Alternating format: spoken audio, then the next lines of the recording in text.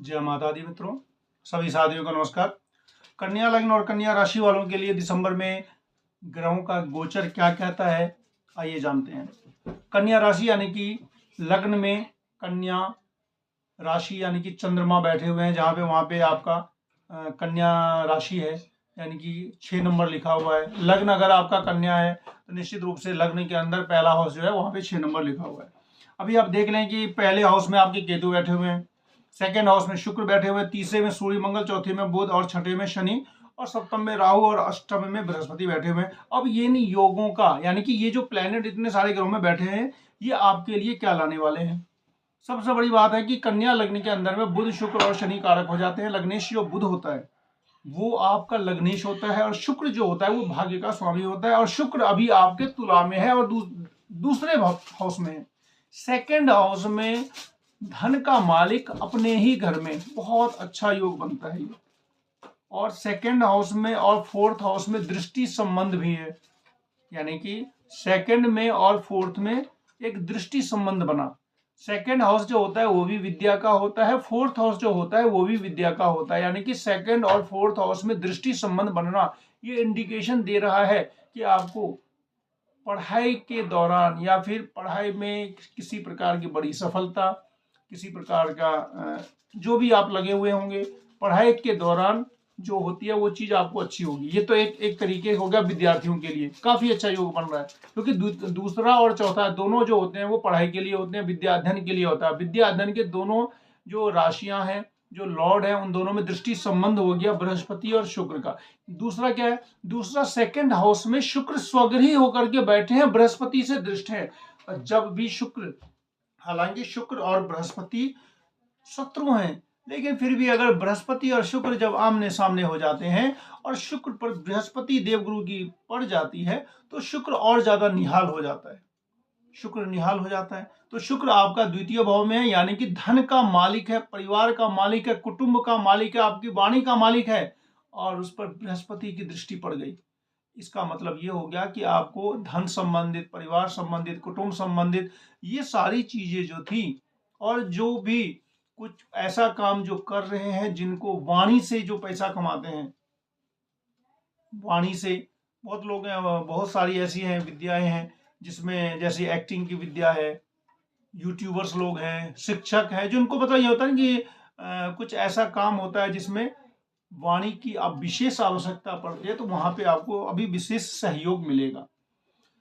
इसके बाद अगर हम बात करें मंगल की, तो मंगल आपके तीसरे घर में बैठे हैं। एक गोचर का एक नियम है मित्रों, मेरा सबसे बड़ी बात ये रहती है कि मैं ये आपको जो बतलाता हूँ उसमें मेरी कोशिश ये रहती है कि आपको जो आप अपने बारे में जानते हैं ना वो आपकी समझ में भी आना चाहिए। यानी कि ये योग आपके साथ बनेगा या ये चीज होगी, ये क्यों होगा, तर्कपूर्ण जो भी आंसर होना चाहिए वो तर्कपूर्ण होना चाहिए कि आखिर ये क्यों होगा।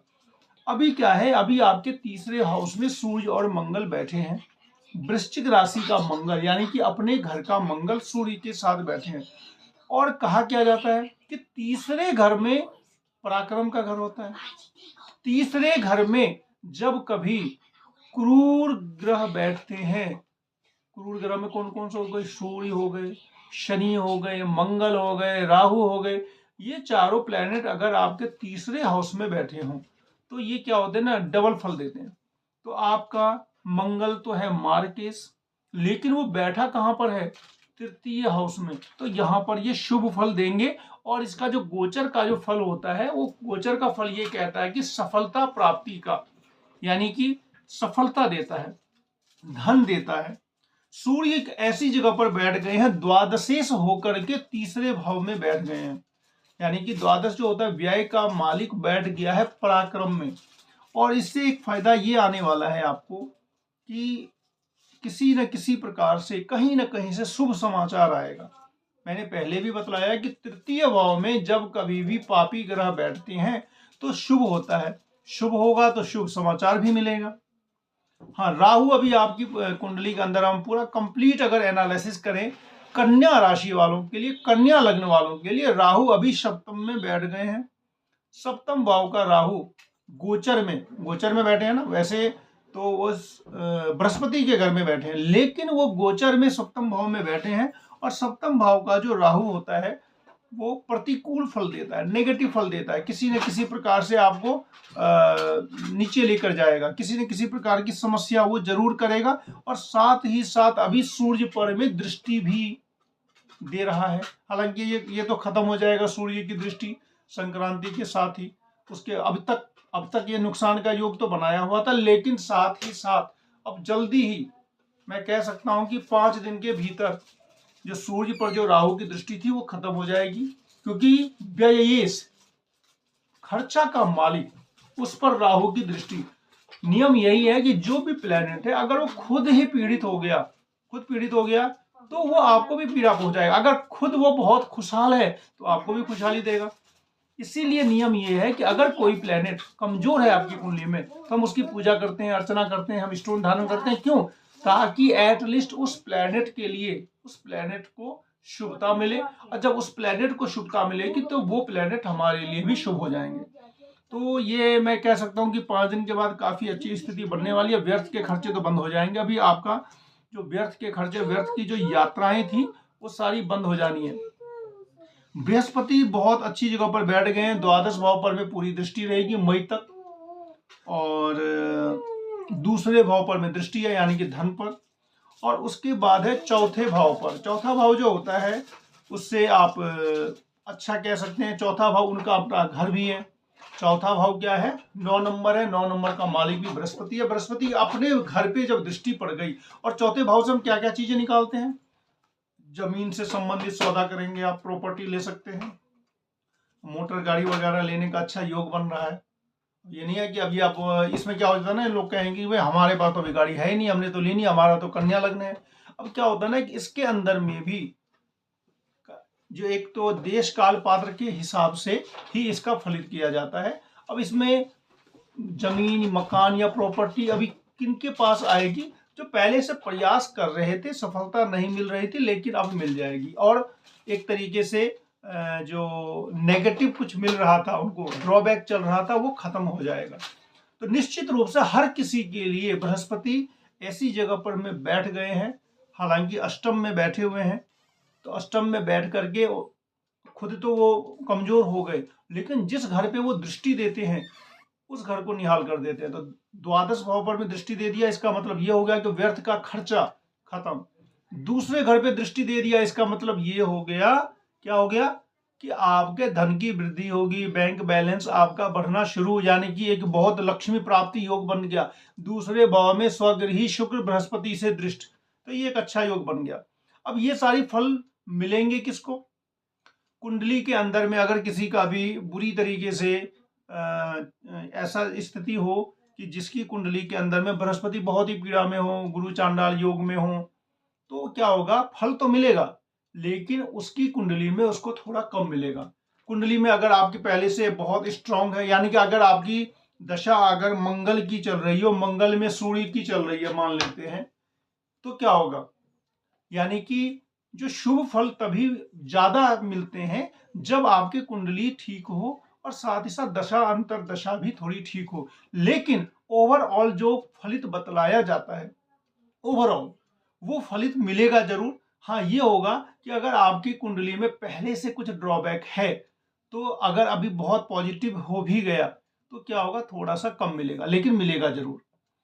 आर्थिक वृद्धि का योग बना रहे हैं बृहस्पति, क्योंकि आर्थिक वृद्धि का योग बृहस्पति कैसे बना रहे हैं तो मैंने बतलाया, सेकंड हाउस पर में उनकी शुक्र पर दृष्टि है। अब जो गर्वर योग है वो भी बतला ही देता हूं। केतु और गुरु षड अष्टक योग बनाए हुए हैं। बृहस्पति और केतु ये एक ऐसे प्लेनेट हैं जो पूरे ब्रह्मांड में भी गड़बड़ करते हैं। केतु और बृहस्पति की जब युति आ गई थी तो कोरोना बीमारी आई थी, उसके जो बीमारी जो होती है एपिडेमिक में रोल रहता है बृहस्पति और केतु का। अभी स्थिति यह है कि बृहस्पति और केतु का षड अष्टक योग बन गया है, सबके लिए बना है। कभी ये नहीं डरना चाहिए कि मेरी कुंडली में तो बन गया ये वाला योग, अरे पूरे ब्रह्मांड में ही बना है। तो बृहस्पति और केतु का जो योग बना है, इसमें दिक्कत ये आ गई है कि बृहस्पति खुद ही अष्टम में है और केतु लग्न में है। और केतु लग्न में आकर के क्या करते हैं कि किसी न किसी प्रकार से दाम्पत्य अवरोध करवाते हैं।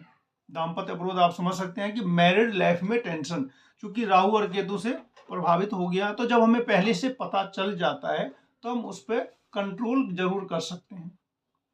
सूर्य और मंगल ने आपको पराक्रम योग बनाया है, न्यू जॉब का योग बना दिया है। हाँ, एक चीज है, पंचमेश शनि मंगल से दृष्ट हो गया है। पंचमेश यानी कि 5th हाउस का लॉर्ड जो शनि है, उस पर मंगल की चौथी दृष्टि पड़ रही है। यानी कि मंगल की चौथी दृष्टि एक तो शनि पर, ऊपर से वो जो घर है वो भी शनि का, यानी कि डबल हो गया ना। और 5th हाउस बुरी तरीके से अफेक्टेड हो गया है, और 5th हाउस जो होता है वो निर्णय लेने का होता है। तो इसमें आप अपना गलत निर्णय लेने से बचें। ये कब तक चलेगा?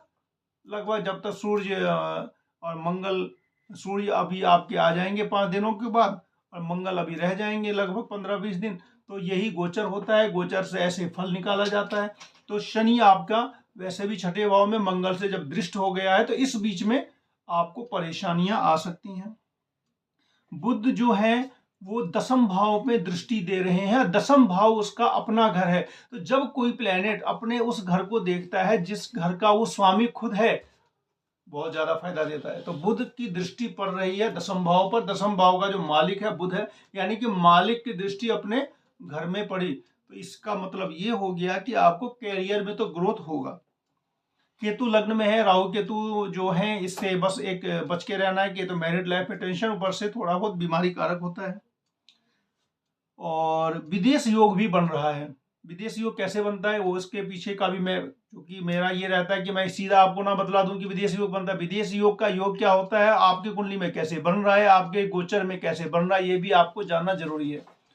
12th हाउस जो है, 12th हाउस वो अगर पाप अफेक्टेड हो जाए, 12th हाउस या 8th हाउस अगर पाप अफेक्टेड होता है तो विदेश यात्रा का योग बनता है।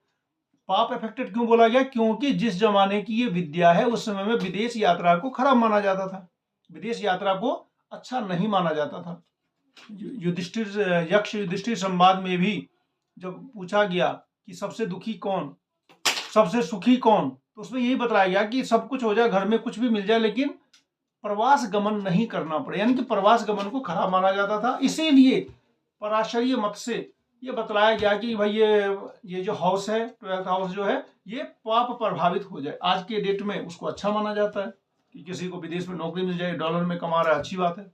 तो इसमें वो योग बन रहा है कि शनि की दृष्टि द्वादश भाव पर में पड़ रही है, और द्वादश के मालिक पर भी शनि की दृष्टि पड़ रही है, द्वादश के मालिक पर राहु की भी दृष्टि पड़ रही है। तो ये जिनका वीजा को लेकर के जो संशय में थे, जिनको वीजा के लिए सब अभी तक परेशानी उठानी पड़ी है, विदेश जाने के लिए जो सोच रहे थे लेकिन उनको मौका नहीं मिल पा रहा था, वो उन सबको जरूर निश्चित रूप से ये जो टाइमिंग है दिसंबर लास्ट जाते जाते आप लोगों को इसमें सफलता मिलेगी। आप लोगों से रिक्वेस्ट है कि आप लोग देखते हैं तो लाइक करें, शेयर करें, सब्सक्राइब जरूर करें। अगर आप अपना कुंडली एनालिसिस करवाना चाहते हैं तो फोन भी कर सकते हैं, और हैंड रिटेन अगर हो उसको बनवाना चाहते हैं तो उसके लिए भी आप फोन कर सकते हैं। और अगर नॉर्मल अगर आप अपनी कुंडली दिखलाना चाहते हैं तो इसमें कमेंट में कर देंगे, तो मैं जब भी लाइव आता हूं या फिर सैटरडे को मैं एक सेशन रखता हूं, आप लोगों की समस्या